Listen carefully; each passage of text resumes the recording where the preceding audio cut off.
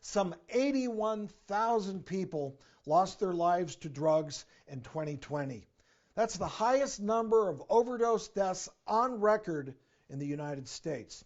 Well, our investigative producer, Leslie Marcus, reports on a new drug amplifying our country's crisis.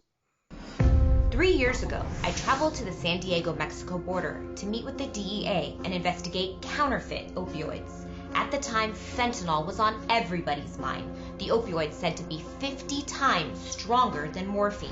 But now there's a new drug on the block, and it's been linked to deaths and overdoses across the country.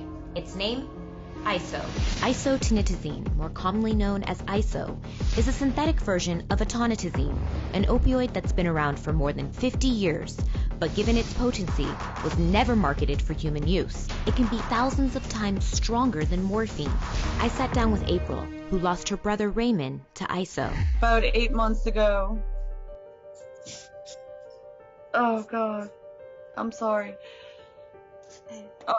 My brother met up with a girl, and one night she decided that she wanted to try something different. Someone showed up with some pills. They went and took them. Somehow or another, they both found out, passed out on the sofa, and his friends noticed he had trouble breathing and left him there for hours before they would call any ambulance, and he was gone before they could even get there to save him.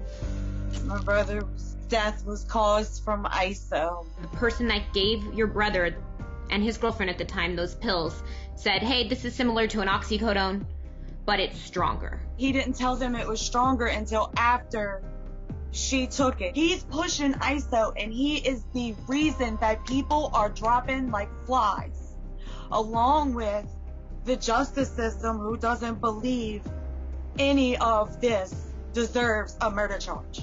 At the time of your brother's death, ISO wasn't a Schedule I drug, so the person that gave him that drug couldn't be charged for murder. Not in Louisiana.